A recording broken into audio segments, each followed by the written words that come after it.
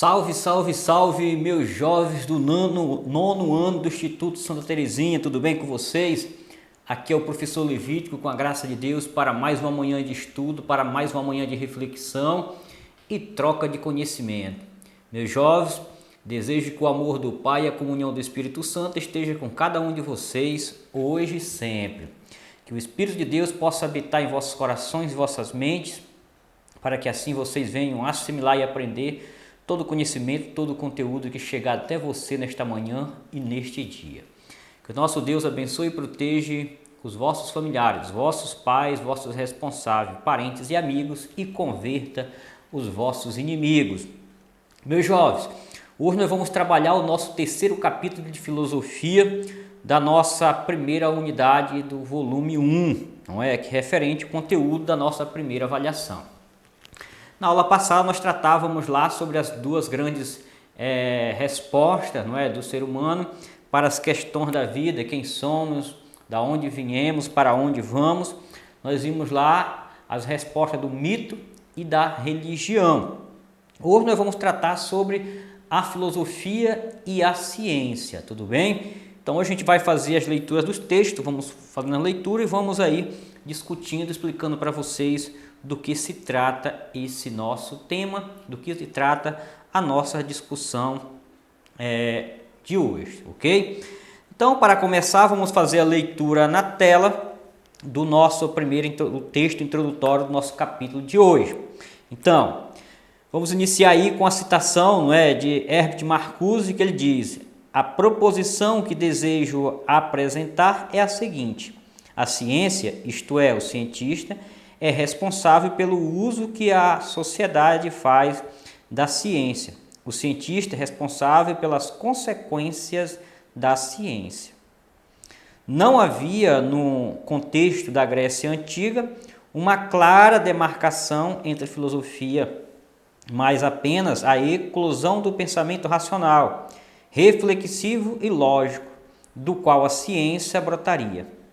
Os primeiros filósofos, os ditos pré-socráticos, eram aqueles que se ocupavam da physis, para a palavra que significa natureza, ou seja, eles eram físicos.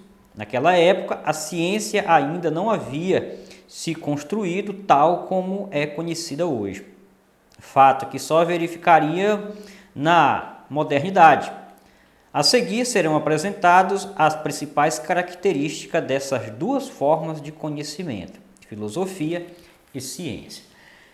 Meus jovens, a primeira coisa que nós temos que pensar, a refletir e a discutir no nosso texto introdutório é a epígrafe aí citada, não é, por Marcuse, quando ele diz, não é, a proposição que desejo é a seguinte: a ciência, não é, isto é, o cientista, ele é responsável pelo uso que a sociedade faz da ciência.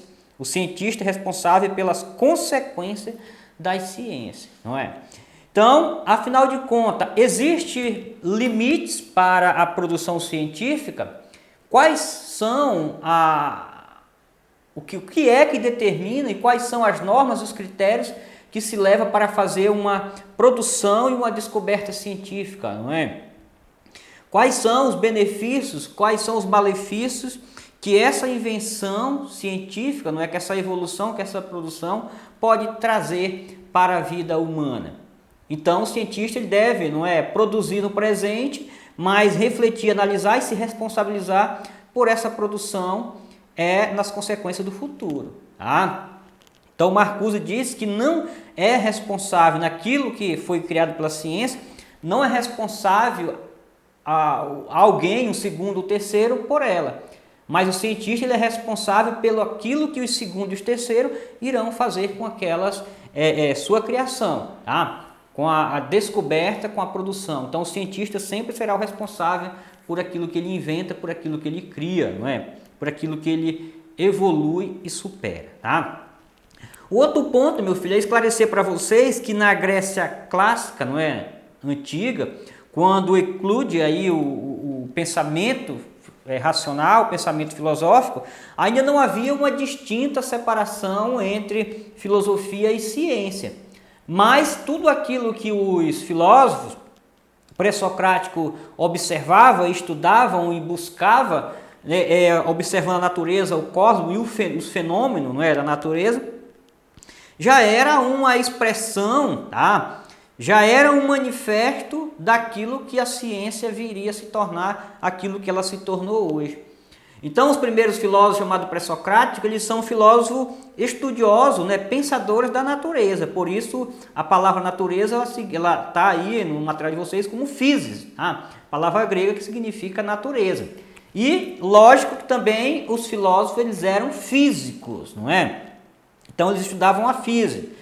Mas nós temos que observar que nesse processo de evolução, essa ruptura, não é, entre o pensamento filosófico e o pensamento científico, que já o Aristóteles já deu o pontapé inicial para essa descoberta no seu tempo, isso vem, não é, de fato, se esclarecer e se tornar algo autônomo, né, a ciência como um conhecimento, um pensamento autônomo na modernidade, mas que os filósofos já faziam, os pré-socráticos, era justamente ciência, ou seja, eles estudavam, eles observavam o universo, a natureza e procuravam, não é, um arqué, um elemento originador de todas as coisas, a partir da natureza.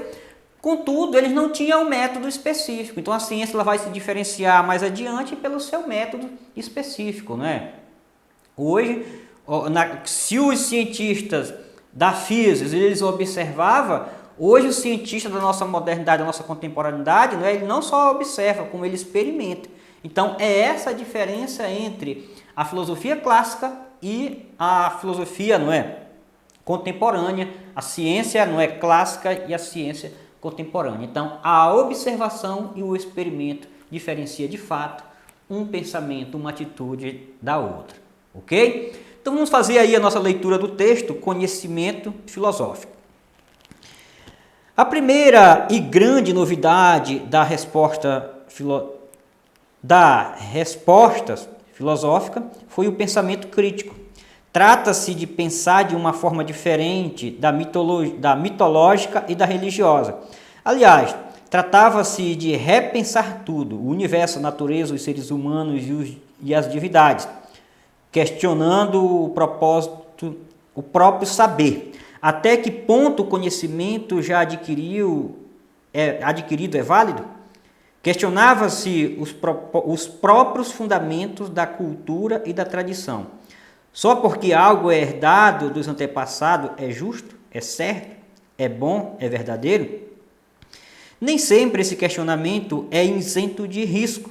Muitas vezes, a atividade crítica da filosofia pode incomodar os poderes instituídos, atrapalhar as tradições, fazer rir dos costumes e propor mudança.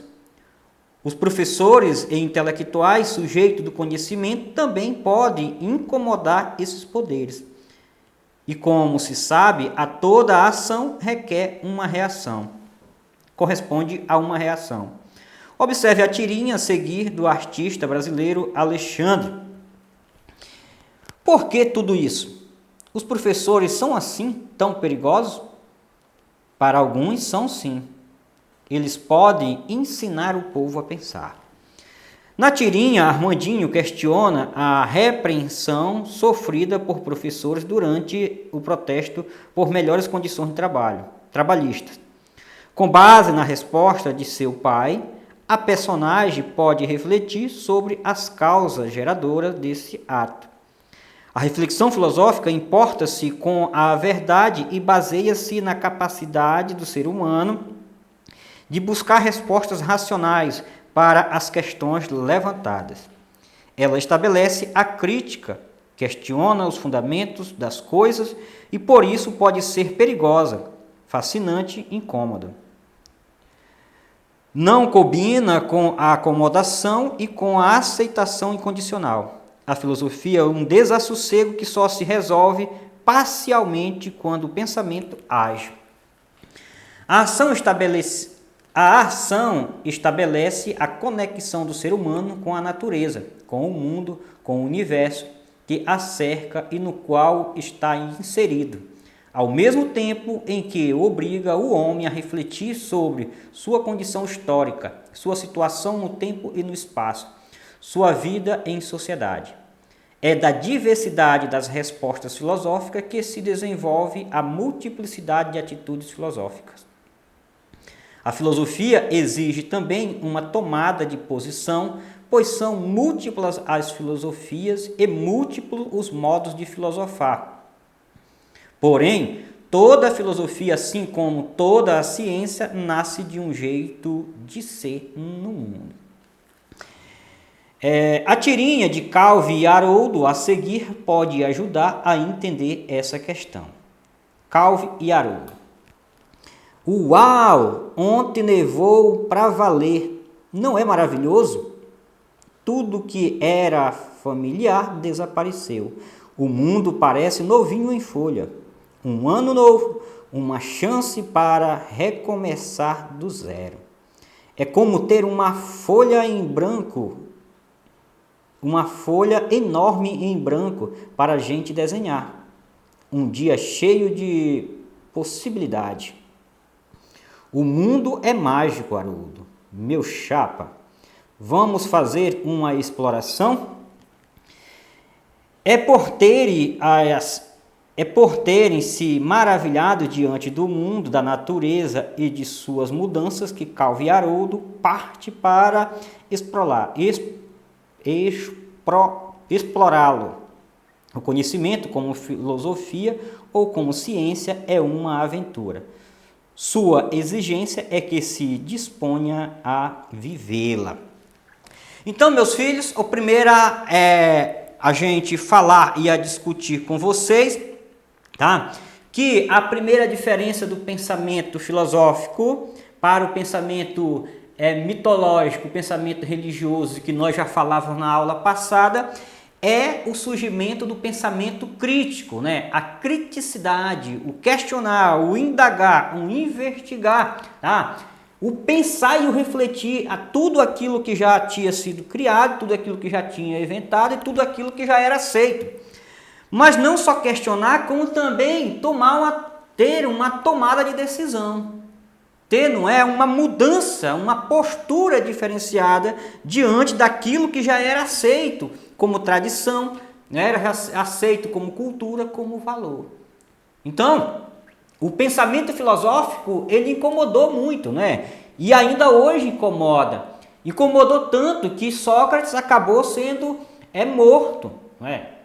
Morto pelo crime de corromper a juventude e confrontar os deuses. Ou seja, ele passava conhecimento para a juventude, tornava as juventudes críticas e indagadoras, e isso, não é, na época incomodou e ele acabou sendo preso e morto. Mas hoje, ainda no nosso tempo atual, pensar diferente, não é? Ser uma pessoa crítica, não é? Ser uma pessoa que tem um elevado conhecimento e que queira utilizar esse conhecimento para o bem comum, isso também acaba incomodando os poderosos. E a gente acaba, não é, sofrendo as consequências disso. Então, na realidade, para os poderosos, para os governantes, é muito mais fácil dominar, é muito mais fácil administrar uma sociedade, um município, um estado e um país de cidadãos ignorantes do que de pessoas cultas e críticas, tá? Isso incomoda.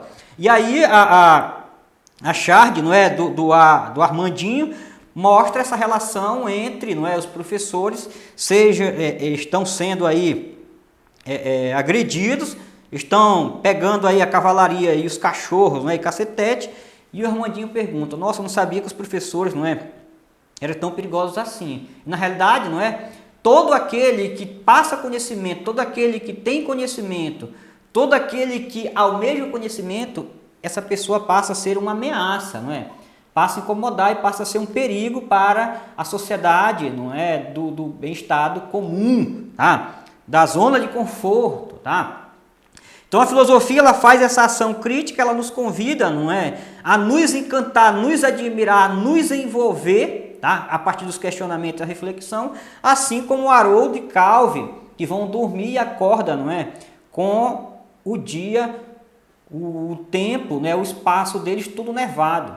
Então eles veem diferente aquela visão que era antes comum, corriqueira, agora eles veem como uma nova possibilidade, né? Um mundo novo, uma atitude nova, então eles passam, não é, a explorar. Então, filosofar, nós temos que nos maravilhar, nós temos que nos encantar, temos que nos interessar para essa atitude, para esse exercício, não é? Para essa ação de movimentar o nosso pensamento, não é? De movimentar a nossa reflexão e assim tomar as decisões que são, não é, plausíveis, que são melhor para o mundo, né? Então, a filosofia, assim como toda ciência, ela nasce de um jeito especial de você se relacionar com você mesmo, com a sociedade e com o mundo, tá? Se você não tiver essa boa relação, essa boa admiração, não é, esse bom envolvimento, encantamento com o mundo, consigo mesmo, com a sociedade, você pouco, né, vai se interessar em tentar querer fazer algo diferente, muito menos em ser diferente, ok? Vamos fazer a leitura aí das ciências e seus pressupostos, para que a gente venha discutir também a temática da ciência e fechar a nossa aula de hoje. Ciências e seus pressupostos. Para os cientistas, o universo surgiu há aproximadamente 13,5 bilhões de anos. Essa ocorrência permitiu o aparecimento de toda a matéria e energia, como também produziu o tempo e o espaço. Porém, por mais convincente que seja a explicação, ainda é possível perguntar, mas por que houve o Big Bang? Dessa forma, o mistério fundamental de por o que as coisas existem não foi resolvido, apenas adiado. O conhecimento que está na base da ciência se constitui a partir do momento em que os seres humanos começaram a se perguntar sobre o mundo que os cercava. Assim como a filosofia, a ciência encontra na racionalidade o seu principal instrumento para a compreensão do mundo. Mas entre o século XV e século XVI, em um momento que ficou conhecido como Revolução Científica, a ciência se constituiu do modo como é conhecida hoje, separando-se da filosofia. Na constituição dessa forma específica de saber, a noção de experimentação teve fundamental importância. O exemplo bem conhecido foi aqui vivido pelo sábio italiano Galileu Galilei. Até seu tempo, pensava-se que os corpos mais pesados caíam mais rápido que os corpos mais leves. Galileu teria experimentado tal hipótese do alto da Torre de Pisa, constatando que tal afirmativa, feita por Aristóteles, era falsa. Foi por meio da experimentação repetida e verificada que Galileu pôde se desfazer de uma falsa concepção e apresentar uma nova hipótese. Diante da nova hipótese surgiam novas perguntas, originando um novo conjunto de conhecimento que punha em questão o saber já constituído. Nesse sentido, tanto o conhecimento científico quanto o conhecimento filosófico pode ser perigoso, pois questiona aquilo que tradicionalmente funcionava como critério de verdade, os argumentos de autoridade. No Renascimento, o que para o cientista era uma grande realização do pensamento humano, para a Igreja era uma contestação do monopólio do conhecimento. Esse monopólio estava sendo quebrado também pela invenção da imprensa e pela consequente difusão de novas formas de interpretar o mundo. A ciência propôs um novo conjunto de prática para desvendar o mundo natural, mas o questionamento das finalidades ainda implica julgamentos morais e éticos. Nos últimos 500 anos, o avanço científico foi surpreendente, desembocando em realizações tecnológicas impressionantes. Seus desdobramentos criaram durante os séculos XVIII e século XIX um momento de profunda confiança na razão, na capacidade de educar e de tudo explicar. Porém, razão também criou porém, a razão também criou seus monstros, como a tecnologia bélica, que aprimorou cada vez mais as formas de destruir e assassinar em massa. Tragédias como o bombardeio nuclear na cidade japonesa de Hiroshima e Nagasaki, em 1945. Recolocaram a produção científica e a própria razão no percurso crítico da filosofia, e mais cientistas foram reconhecendo a importância da reflexão filosófica para orientar corretamente as atividades científicas. Nunca é demais lembrar que foi o filósofo grego que criou a palavra átomo. Ele se chamava Demócrito e nasceu em uma cidade chamada Abdera, em 460. Para ele, tudo o que existe era formado por partículas invisíveis extremamente pequenas e indivisíveis, átomos em grego. Os átomos seriam infinitos e, por meio de suas intermináveis combinações, seriam os criados de tudo que existe. 2.500 anos depois de Demócrito, os cientistas conseguiram provar a existência do átomo, mas provaram também que o modelo proposto pelo filósofo estava errado em alguns aspectos, pois havia partículas menores do que o átomo, sendo também possível dividi-lo, liberando uma extrema energia que poderia ser usado para fins pacíficos ou militares. Quem decide seus usos nas sociedades contemporâneas? Então, meus filhos, nós vimos aí a evolução, do pensamento, a evolução da razão e a separação entre a ciência da filosofia, tá? Então, o que acontece é que quando Galileu faz a descoberta, do método científico e confronta, contesta o pensamento de Aristóteles entre a velocidade dos corpos, tá? Ele repete isso e comprova que o Aristóteles estava errado. Então, ele cria uma nova possibilidade de pensar, uma nova possibilidade de explicar, E aí é como a ciência superasse a filosofia. E aí houve um grande entusiasmo, uma grande esperança, uma grande idolatria na ciência. Então chegou a se pensar, no positivismo, do poder científico, que a ciência solucionava e resolveria todos os problemas, da humanidade e da sociedade. De fato, a ciência fez grandes descobertas, de fato a ciência fez teve grandes evoluções e grandes contribuições para a melhora de vida, para melhorar a situação de sobreexistência humana, mas junto com o poder científico veio, grandes também males através da ciência. O exemplo, foi aí a produção, da tecnologia bélica, tá?